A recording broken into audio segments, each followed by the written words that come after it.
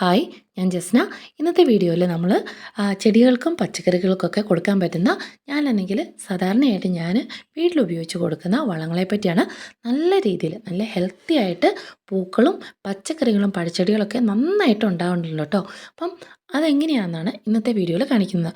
ഇതൊക്കെ നമ്മുടെ വീട്ടിലുണ്ടായിരിക്കുന്ന തക്കാളിയുണ്ട്, അതുപോലെ തന്നെ മുരിങ്ങ, ചീര, പിന്നെ പയറ്, പിന്നെ അതുപോലെ തന്നെ നമുക്ക് നമ്മുടെ വീട്ടിലേക്ക് ആവശ്യമായിട്ടുള്ള എല്ലാ പച്ചക്കറികളിലെയും ഓരോ ഭാഗങ്ങൾ, അതായത് ഓരോ പച്ചക്കറി വീതം നമ്മൾ നട്ട് വെക്കാറുണ്ട് കേട്ടോ. വഴുതനങ്ങയും അതുപോലെ തന്നെ ഇതേപോലെ തക്കാളിക്ക് ഇഷ്ടം പോലെ ഉണ്ടായിട്ടുണ്ട്. എന്ന് പറഞ്ഞാൽ എല്ലാവരും പറയും ഇതിന് കേടൊക്കെ ഉണ്ടാകുന്നു, പക്ഷെ നിങ്ങൾ നോക്കിക്കേ, ഈ പച്ച തക്കാളിയിൽ ഒരെണ്ണം പോലും കേടില്ല. അപ്പം അതെങ്ങനെയാണെന്നൊക്കെയാണ് ഇന്നത്തെ വീഡിയോയിൽ പറയുന്നത്. നിങ്ങൾക്ക് വീഡിയോ ഇഷ്ടപ്പെട്ടിട്ടുണ്ടെങ്കിൽ ലൈക്ക് ചെയ്യുക, ഷെയർ ചെയ്യുക. അതുപോലെ തന്നെ നിങ്ങളുടെ അഭിപ്രായങ്ങൾ എന്ത് തന്നെയാണെങ്കിലും നിങ്ങൾ കമൻറ്റായിട്ട് അറിയിക്കണം കേട്ടോ. എന്നാലും നമുക്ക് അടുത്ത വീഡിയോയിൽ ഈ എന്താണോ മാറ്റം വരുത്തേണ്ടത് അത് മാറ്റിയിട്ട് നമുക്ക് ചെയ്യാൻ പറ്റത്തുള്ളൂ കേട്ടോ. അപ്പോൾ ഇന്ന് ഈ ഒരു തക്കാളിക്കൊക്കെ സാധാരണയായിട്ട് ഞാൻ തക്കാളി, മുളക് അങ്ങനെയുള്ള പച്ചക്കറികൾക്കൊക്കെ സാധാരണയായിട്ട് നമ്മൾ കൊടുക്കുന്ന വളങ്ങൾ എന്താണെന്ന് വെച്ചാൽ, നമ്മുടെയൊക്കെ വീടുകളിൽ എന്തായാലും പഴത്തൊലിയും അതുപോലെ തന്നെ പച്ചക്കറികളുടെയൊക്കെ വേസ്റ്റ് ഉണ്ടാവില്ലേ, ഉള്ളിത്തോടൊക്കെ ഏറ്റവും നല്ലത്. അതുപോലെ മുട്ടത്തോടൊക്കെ ആണെങ്കിൽ അതെല്ലാം കൂടെ നന്നായിട്ട് മിക്സിയുടെ ജാറിലിട്ട് അല്പം കഞ്ഞിവെള്ളം കൂടി ഒഴിച്ചിട്ട് നന്നായിട്ട് അരച്ചെടുക്കും കേട്ടോ. ആ അരച്ചെടുത്ത മിക്സ് വേണമെങ്കിൽ നിങ്ങൾക്ക് അരിക്കാം. ഇനിയിപ്പോൾ ചെടിച്ചട്ടിയിലൊക്കെ ആണെങ്കിൽ അരിച്ചൊഴിക്കാം. ഇതേപോലെ മണ്ണിലൊക്കെ നട്ടിരിക്കുന്നതാണെങ്കിൽ അരിക്കുകയൊന്നും ചെയ്യുന്നില്ല. ഞാൻ അരിക്കാറില്ല. അരിക്കാതെ ഏകദേശം ഒരു നല്ല രീതിയിൽ വെള്ളം, ഇപ്പം എത്രത്തോളം വെള്ളം കൂട്ടണമെന്ന് വെച്ചാൽ അതിൻ്റെ നിങ്ങൾ എടുക്കുന്നതിൻ്റെ കൺസിസ്റ്റൻസി അനുസരിച്ചിരിക്കും കേട്ടോ.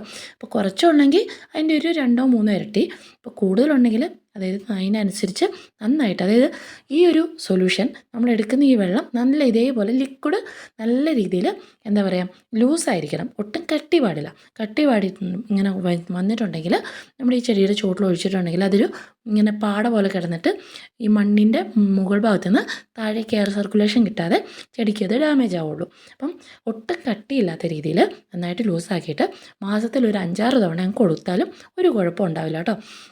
ചട്ടിയിലൊക്കെ ആണെങ്കിൽ ചെടി നടുന്നതെങ്കിൽ നിങ്ങൾ ഒരു 2-3 തവണ മാത്രം ഒഴിച്ചു കൊടുത്താൽ മതി. ഇത് നമ്മൾ നിലത്ത് നട്ടിരിക്കുന്നത് കൊണ്ടാണ് ഇത്ര രീതിയിൽ ഞാൻ കൊടുക്കാൻ പറഞ്ഞത്. അതുപോലെ തന്നെ പിന്നെ ഞാൻ കൊടുക്കുന്ന വളം എന്താണെന്ന് വെച്ചാൽ, പൂച്ചെടികൾക്കൊക്കെ ആണെങ്കിൽ സാധാരണ എപ്സം സാൾട്ട് ഇല്ലേ, അത് നമുക്ക് മഗ്നീഷ്യം സൾഫേറ്റ് എന്ന് പറയും, കടകളിൽ കിട്ടുന്നതാണ്. അത് കൊടുക്കും കേട്ടോ.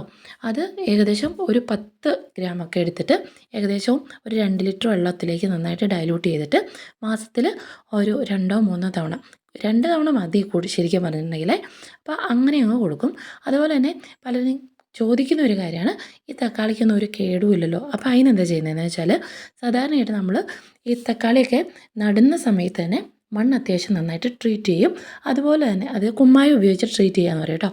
അതുപോലെ തന്നെ ഈ തക്കാളിയുടെ ചോട് നന്നായിട്ടൊന്ന് വകഞ്ഞതിന് ശേഷം നമ്മൾ ചാണകവും അതുപോലെ തന്നെ പച്ചച്ചാണകം കിട്ടാത്തവരൊക്കെ ഉണ്ടെങ്കിൽ പച്ചച്ചാണകത്തിന് പകരമായിട്ട് നമുക്ക് പച്ചിലകൾ, അതായത് ശീമക്കൊന്നയുടെ ചപ്പൊക്കെ ഉപയോഗിച്ചിട്ട് അതൊരു 5-6 ദിവസം കഞ്ഞിവെള്ളവും അതുപോലെ തന്നെ പച്ചവെള്ളമൊക്കെ ഉപയോഗിച്ച് നമ്മൾ അടച്ചു വെക്കണം. കുറച്ച് ശർക്കരയും കൂടി ഇട്ടോ കേട്ടോ.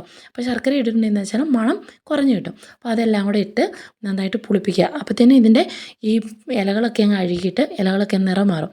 ആ ഒരു സമയത്ത് ആ വെള്ളം എടുത്തിട്ട് നമ്മൾ ചെടികൾക്ക് കൊടുക്കുകയാണെങ്കിൽ വളരെ നല്ലതാണ്. പിന്നെ ഞാൻ കൊടുക്കുന്നത് എന്താണെന്ന് വെച്ചാൽ ഫിഷോമിൻ ആസിഡ് എന്ന് പറയും കേട്ടോ. അപ്പോൾ ഫിഷോമിൻ ആസിഡ് എന്തിനാണെന്ന് വെച്ചാൽ, നമ്മൾ നന്നായിട്ട് പെട്ടെന്ന് പൂക്കാനും അതുപോലെ തന്നെ നന്നായിട്ട് തൈകളൊക്കെ പൊട്ടാൻ വേണ്ടി, ഈ കറ്റാർവാഴയ്ക്കൊക്കെ തൈകളൊക്കെ പൊട്ടുന്നതിന് ഏറ്റവും നല്ലതാണ്. സാധാരണ നമുക്ക് വീട്ടിലുണ്ടാകാം, ഇല്ലെങ്കിൽ കടയിൽ നിന്ന് വാങ്ങാൻ പറ്റും. അപ്പം അതും അതിനും കണക്കുണ്ട് കേട്ടോ. കൂടുതലായിട്ട് ഒഴിച്ചു കൊടുക്കരുത്. അതായത് ഒരു 10 ml ഒക്കെ എടുത്തിട്ടുണ്ടെങ്കിൽ 2 ലിറ്റർ വെള്ളത്തിൽ നന്നായിട്ട് മിക്സ് ചെയ്തതിന് ശേഷം, അതിന് അത്രയും നല്ല ഗുണമുണ്ട്, നല്ല വീര്യമാണ്. അപ്പം വീട്ടിലെങ്ങനെയാണ് നമുക്ക് ഫിഷോമിൻ ആസിഡ് ഉണ്ടാക്കുന്നത് എന്നുള്ള വീഡിയോ ഒക്കെ നമ്മൾ ചെയ്തിട്ടുണ്ട്.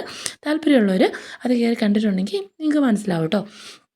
അപ്പോൾ അങ്ങനെ ചെയ്തിട്ട് ഈ ഒരു വളം നമ്മൾ നന്നായിട്ട് ഡൈല്യൂട്ട് ചെയ്തിട്ട്, എപ്പോഴും നമ്മളൊരു കാര്യം ശ്രദ്ധിക്കണം, നന്നായിട്ട് കൊടുക്കുന്ന സമയത്ത് ഡൈല്യൂട്ട് ചെയ്ത് കൊടുക്കാൻ ശ്രദ്ധിക്കണം കേട്ടോ. ഇല്ലെങ്കിൽ ചെടികൾക്ക് അത് ദോഷമാണ്.